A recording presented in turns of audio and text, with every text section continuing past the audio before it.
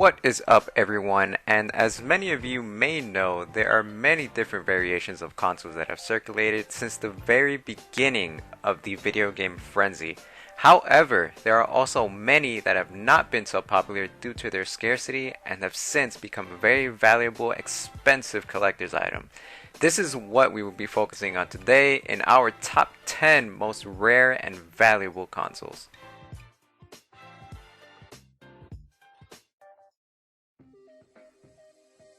Everyone in the mid and late 90s knew Pokemon, or at least knew who the beloved mascot was, Pikachu. There were Pokemon merchandise everywhere, video games, trading cards, toys, books, movies. But in 1998, Nintendo had a deal with Toys R Us to sell exclusive Pikachu Edition Nintendo 64 with a copy of the recently released Hey You Pikachu. This console rocked a blue and yellow color scheme with Pikachu's cheek pouch lighting up when the console was powered. However, it did not sell very well in the US, probably due to the fact that Hey You Pikachu sucked big time.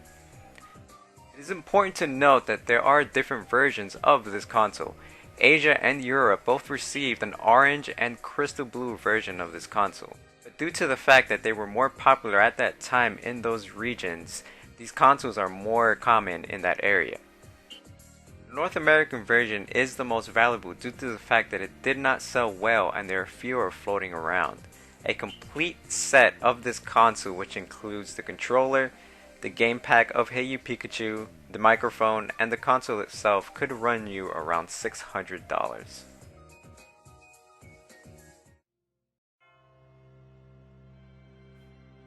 Resident Evil is a worldwide known IP. And when the Cutting Edge Dreamcast was released in 1999, Code Veronica was one of the games that showed off what the console could do. And to celebrate the success and the release of Code Veronica, Sega decided to produce a commemorate console to Resident Evil itself, and to distribute them through Dreamcast Direct. Dreamcast Direct was Sega's version of Club Nintendo. It was distributed through the Japanese magazine Famitsu. Only around 200 of these are known to exist and rarely come up for sale at auctions. These are believed to be worth well over $4,000 complete.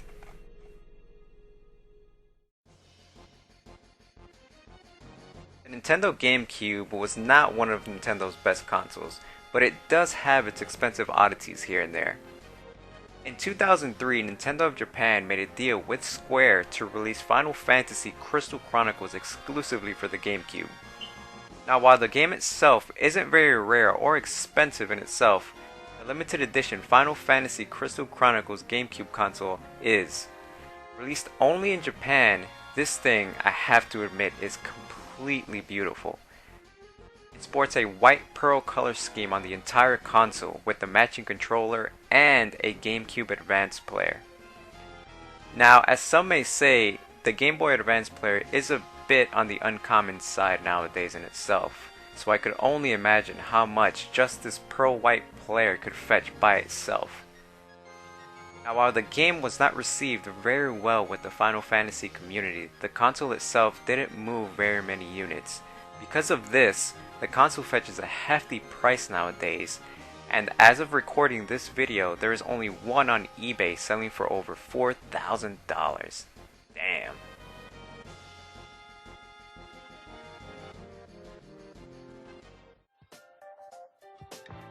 Halo is a console-selling game, and when Halo 4 was released, Taco Bell took advantage of its appeal and decided to team up with Microsoft for a contest. The contest involved buying a Supreme Burrito for a chance to win an exclusive Xbox Slim 360 with a Taco Bell paint scheme. Now, there aren't very many of these, with an estimated of only 3 to have been given away. None to my knowledge have surfaced for sale, but the number itself is enough to make this list. I can't really put a price on it, but I'm sure it fetches a very high price.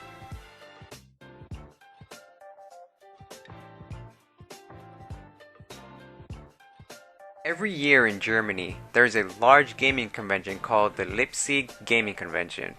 And in 2004, they surprised everyone with a special contest to win a one-of-one Atari Xbox. Now, there's nothing special about this Xbox other than the Atari colored logo on the Xbox itself. The winner also won other Atari memorabilia along with a few games. Unfortunately, not much is known about this console or who even won it, but one thing is known is that it's probably worth a ton of money. There's only one of these that exist, and once again, no one has come forward to claim the ownership.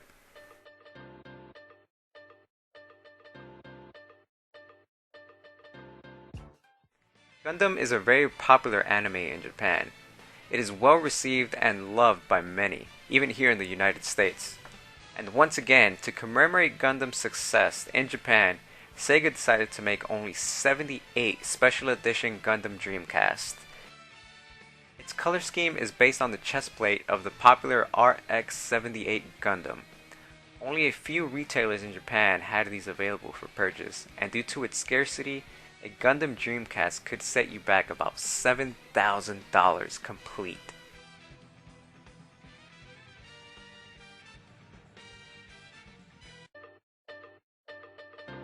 Men in Black was an extremely popular movie in the US. It even sprung its own animated series. And honestly, I don't even remember playing it or liking any of the MIB video games when I was a kid.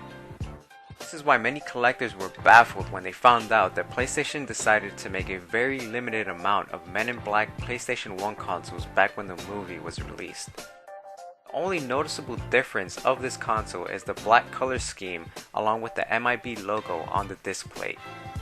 Very little is known of this console. And again, very rarely are these surfacing. I can only imagine that this fact alone makes this console an extremely rare and valuable collector's item.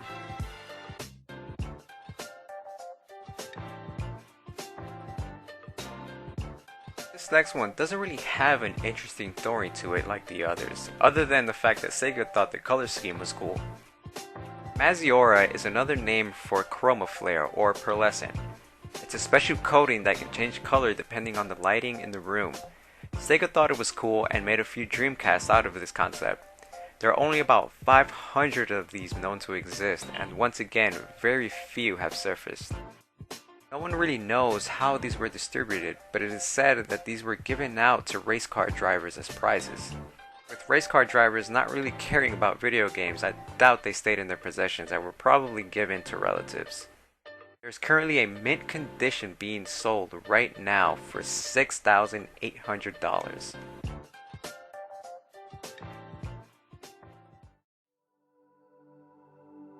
Sony had a very successful run with the PlayStation in the mid-90s.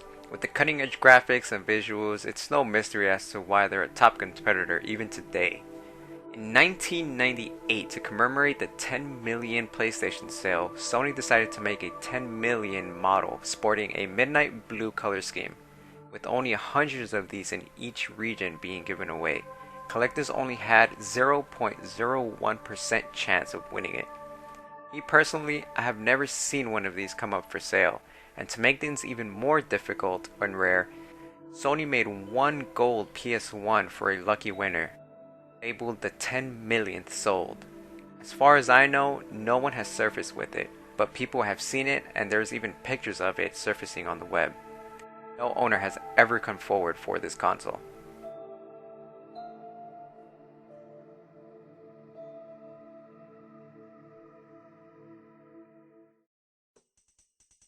The number one spot has to go to the 24 karat gold Minish Cap Game Boy SP. This is among one of the holy grails of Game Boys. It was a contest held upon release of the Minish Cap, kind of like the Willy Wonka contest. Each consumer who bought a Game Boy SP Minish Cap bundle had a small chance of winning a gold Game Boy with a gold card inside to claim the prize. To this day, there is no winner that has ever come forward with this console, only adding to the mystery of somewhere out there is still an unopened winning lottery ticket with this grail console. It is completely covered in 24 karat gold from front to back, and since no one has surfaced with it, I can only imagine how much someone will be willing to pay for it. If there are any rare consoles that you feel should be on this list, please feel free to leave a comment in the comment section below. Thank you guys for watching, hit that like button, have a good one.